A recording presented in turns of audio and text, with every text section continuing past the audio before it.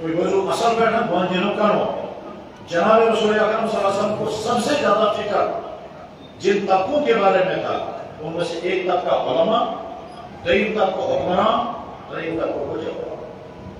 اللہ کے نبی کو سب سے زیادہ فکر میری امت کی جوان بگڑ رہنی چاہیے، اگر میں نے امت کی جوان برباد گئی تو کیا ہوگا؟ اور آج جب ہم غور کرتے ہیں کہ ہمارا سب سے بڑا مسئلہ کیا ہے، ممکن جو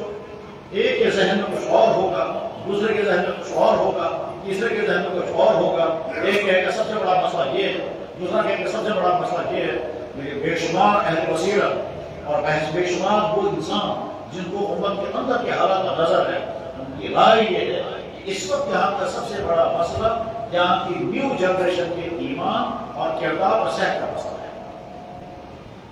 یہاں کی نئی جنریشن، نئی قوت، نسل نو، ان کا ایمان، ان کا کردار اور ان کی صحت، تین چیزیں۔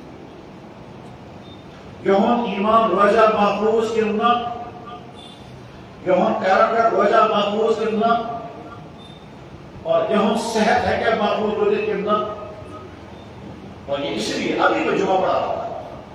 فرض نماز کے بعد فون آیا، وہ ڈرتے ڈرتے کہہ رہے تو اسے دماغ آنا بغیر مجبوری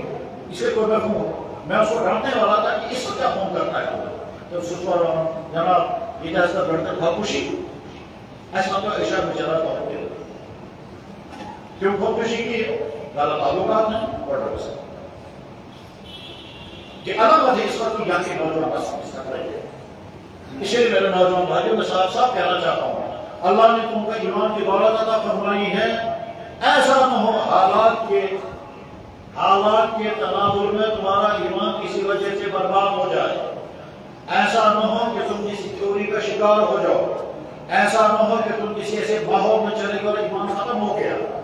ایسا نہ ہو تمہارے ذہنوں میں غلط فہمیاں پیدا ہو گئی یا کسی نے غلط فہمی پیدا کی، ایسا نہ ہو کہ تم نے سوشل میڈیا، ایسا نہ ہو تم نے کوئی یوٹیوب چینل ایسی دیکھی ہوں گی جن چینلوں کو دیکھنے کے نتیجے میں تم کنفیوز ہو گئے اور اپنے ایمان سے صدا کر گئے، اور ایسا نہ ہو کہ تمہیں اندر کفر آ چکا اور زبان سے ظاہر نہیں کرو گے، کیونکہ ایسا بھی پایا